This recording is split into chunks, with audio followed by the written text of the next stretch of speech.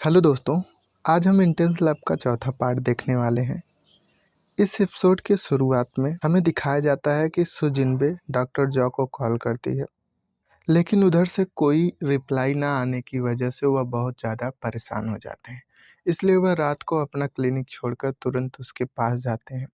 वहाँ उसे बेहोश देखकर बहुत ज़्यादा परेशान हो जाते हैं। वह वहाँ पहुँचकर देखते हैं कि उसे बहुत ज़्यादा फीवर होता है, लेकिन वहाँ पर उन्होंने सुजिनबे के हाथ में एक ब्रेसलेट ले देखा, जिसे देखकर वह बहुत हैरान हो जाते हैं क्योंकि सेम वैसा ही ब्रेसलेट उनकी माँ ने उन्हें उनके बचपन में दिया था। जहाँ फ्लैशबैक में हमें दिखाया जाता है कि उनकी माँ कह रही थी कि यह जो ब्रेसलेट है इसके दो जोड़े हैं, एक तुम रखो और एक जो है मैं अपनी बहू के लिए रखूंगी।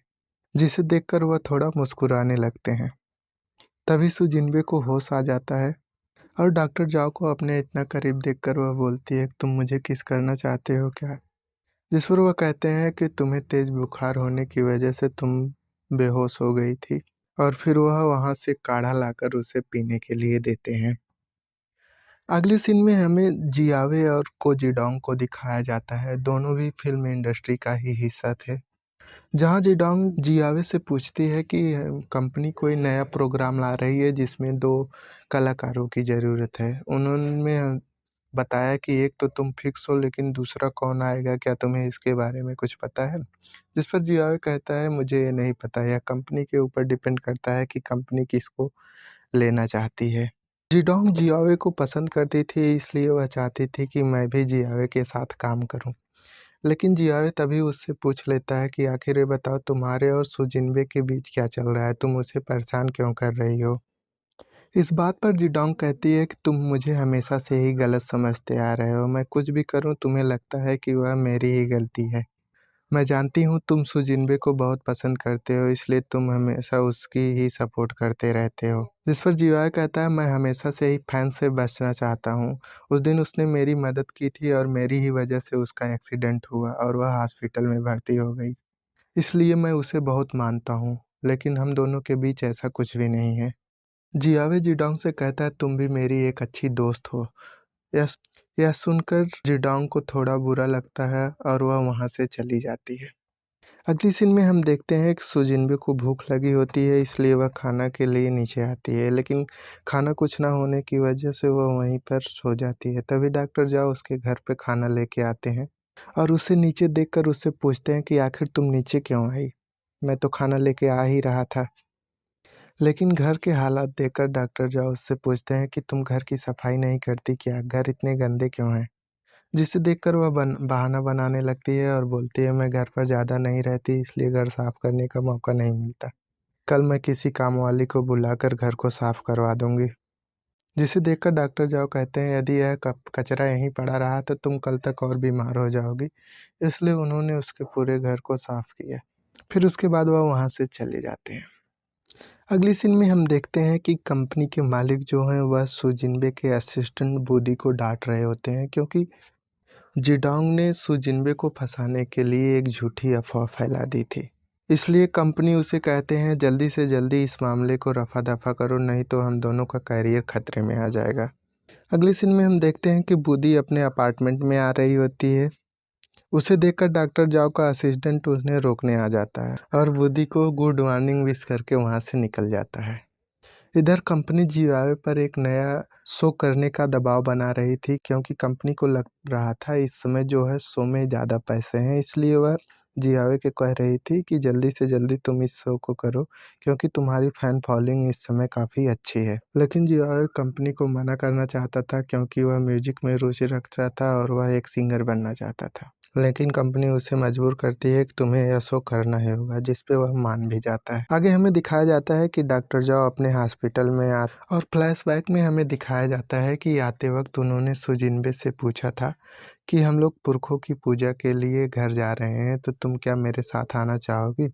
जिस पर सुजिनबे कहती है, मुझे तो अभी कंफर्म नहीं पता, लेकिन मैं कल तक सोच के आपको बता दूंगी। इधर डॉक्टर जाओ इसी के बारे में सोच रहे थे कि वो चलेगी कि नहीं चलेगी। आगे देखते हैं कि डॉक्टर जाओ का असिस्टेंट उनके पास आता है, कहता है कि तुम्हें सुजिनबे के बारे में बताना है कुछ, जो अफवाहें चल रही हैं वह सब गलत हैं। जिस पर जो बोलता है कोई बात नहीं और वह वहाँ से चला जाता है। दूसरी तरफ जिडोंग जियाओ को इम्प्रेस करने के लिए कहती है कि मुझे पता है कि तुम्हें म्यूजिक से कितना प्यार है और तुम म्यूजिक को पसंद भी करते हो। अपने पैशन को मत छोड़ना, लगे रहना, मुझे पूरा विश्वास है कि तुम्हें एक न एक दिन सफलता ज़रूर मिलेगी। लेकिन तभी कंपनी का मालिक वहाँ आता है और जिडोंग को बहुत बुरा भला कहता है, क्योंकि उसे पता चल गया था कि जो भी अफवाहें सुजिनबे के बारे में चल रही थी वह सब जिडोंग ने खुद ही रची थी। जहाँ वह जिडोंग को बोलता है कि तुम्हारी वजह से कंपनी की बहुत बदनामी हो रही है, क्योंकि तुमने यह सब झूठी अफवाहें सुजिनबे को बदनाम करने के लिए फैलाई हैं। अगली सीन में हम देखते हैं कि डॉक्टर जाओ उनका असिस्टेंट बेसबॉल खेल रहे होते हैं। तभी वह पूछता है कि आप मिस्सू के बारे में कुछ सोच रहे थे क्या, जो मैच हार गए? तो डॉक्टर जाओ उसे बताते हैं, हाँ मैंने कल उसे पुरखों की पूजा में आने के लिए निमंत्रण दिया है, देखो आती है कि नहीं। उसने कहा है कि कल तक वह बताएगी। इस पर उनका असिस्टेंट कहता है, अगर बुरा न मानो तो मैं बुद्धि से पूछूं, वह ज़रूर बताएगी वह जाएगी कि नहीं। लेकिन डॉक्टर जाओ उसे मना कर देते हैं, कहते हैं नहीं, वह खुद ही फ़ोन करेगी। अगली सीन में हम देखते हैं कि डॉक्टर जाओ का असिस्टेंट बुद्धि के पास पहुंच जाता है और उससे बोलता है कि मुझे नूडल्स खाना था, इसलिए मैं तुम्हारे कमरे में चला आया। जहाँ पर वह बुद्धि से पूछता है कि आखिर बताओ सुजिनबे जाएगी कि नहीं उसके साथ। इस बात पर बुद्धि उससे मना कर देती है, कहती है मैं सिर्फ उसकी असिस्टेंट हूँ, उसकी पर्सनल लाइफ के बारे में मुझे कुछ भी नहीं पता वो जाएगी कि नहीं। जहाँ पर वह बातों बातों में बुद्धि को प्रपोज कर देता है, लेकिन जिसे सुनकर बुद्धि थोड़ा सा एम्बैरेस फील करती है और वह बिना कोई उत्तर दिए ही बात को पलट देती है और कहती है कि मुझे इंस्टेंट नूडल पसंद नहीं है, तुम ले जाकर इसे घर पे खा लेना। और फिर डॉक्टर जाओ का असिस्टेंट वहाँ से निकल जाता है। इधर बुद्धि सुजिनबे को कॉल करके बताती है कि कल तुम्हें 2 शूटिंग करनी है और तुम्हें समय से शूटिंग साइट पर पहुँच जाना है। जिस पर सुजिनबे बहाना बनाती है कि मैं बीमार हूँ, क्या मुझे 2 दिन की छुट्टी मिल सकती है? बोधी कहती है नाटक बंद करो और जल्दी से कल समय से सेट पर पहुंच जाना। जब सब लोग सेट पर पहुंचते हैं तो वहां पर जिडोंग भी होती है। लोग जिडोंग को बहुत बुरा भला कहते हैं, क्योंकि उसने सुजिनबे की छवि खराब करने की कोशिश की थी।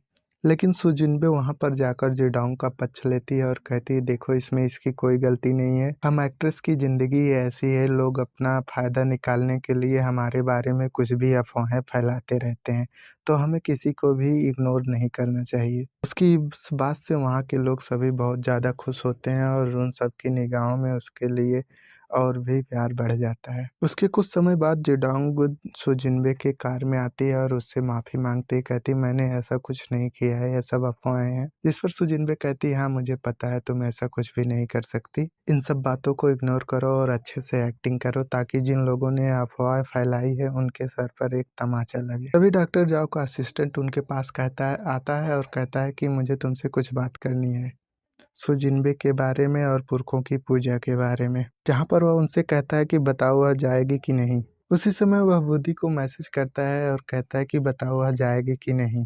जिसे देखकर सुजिनबे कहते हैं कि तुम्हारा वैलेंटाइन तुम्हें मैसेज कर रहा है तो तुम उसका रिप्लाई क्यों नहीं कर रही हो। इस पर बुद्धि कहती है कि मेरी बात छोड़ो, पहले तुम ये बताओ, तुम पागलों की तरह हमेशा मोबाइल पर किसके मैसेज का इंतजार करती रहती हो? मुझसे तुम जरूर कुछ छुपा रही हो लेकिन बता नहीं रही हो। क्या वह डॉक्टर जाओ ही है?